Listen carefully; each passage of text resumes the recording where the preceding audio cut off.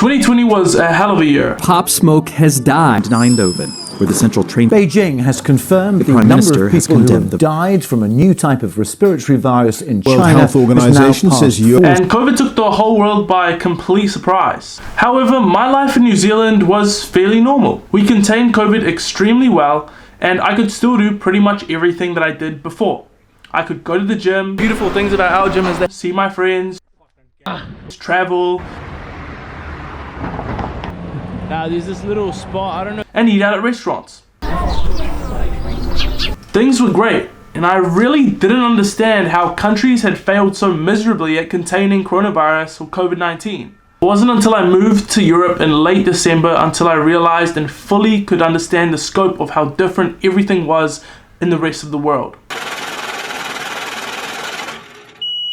When I left New Zealand for Paris, my parents loaded me up on a lot of zinc, vitamin C, and vitamin D. I thought it was completely over the top. I always thought, how could someone catch coronavirus coming from New Zealand? Then I caught it. And I was taking every precaution I could to make sure I did not catch coronavirus. It made me think, maybe there are other people like me, or maybe I'm just an idiot by myself. So I want to give you an insight and a POV of how in a large metropolitan city like Paris, it is inevitable, nearly inevitable, to catch coronavirus.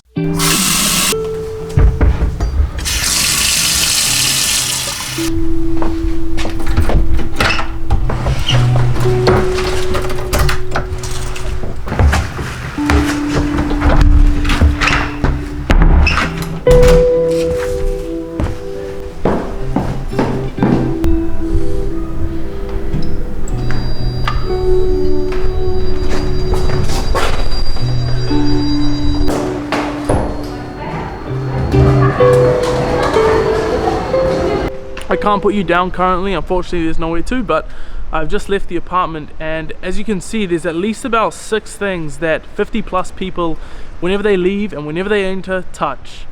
Now it's not like hand sanitizer doesn't exist. Wherever your saliva has touched, that thing becomes contaminated. So whether that be a ticket or any machine or button someone else has touched, if you put something into your pocket that's contaminated, that will rub off onto your hand sanitizer or anything else. So yes, hand sanitizer does exist, but it's not like this isn't a big problem.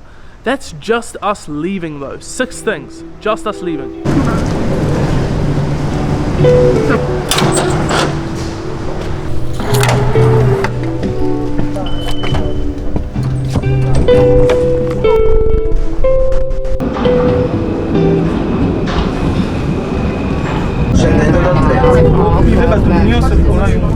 I mean, the trains are just one of the many reasons why so many people here have COVID, but it's not like they try to stop coming onto the trains. As you can see, it's a Saturday, it's 1 p.m. and people are still coming onto the trains like no tomorrow. They don't really care for their health or for the health of others, so it's nothing like New Zealand in that respect. And it's quite frustrating, honestly, because when you've just beaten COVID, you don't want to get it again, and you're doing everything you can, but people are wearing their masks like this. It's extremely frustrating. Alright, so we just got on the train, headed for Valley Village. I just want to point out, the whole time that we've been on here, well I mean we're just on here for 5 minutes, but no one's opened a single window, so there's no ventilation, and everyone's just breathing the same air. I don't know, it's just common sense to me. After waiting 35 minutes, we are here in this little village.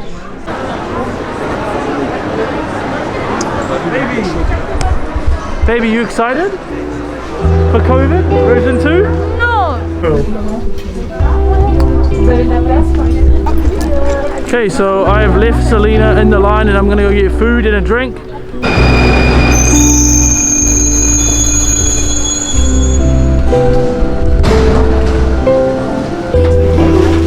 Bonjour.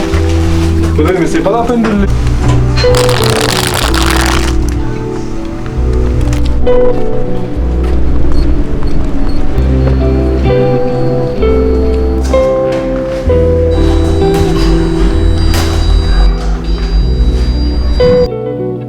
So Selena and I are back from the mall and back from our shopping.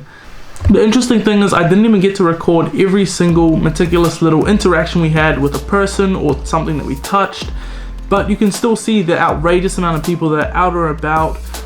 I know ironically we are also out and about, don't get me wrong, but I wanted to demonstrate this for you guys. Our interaction was about 1 hour.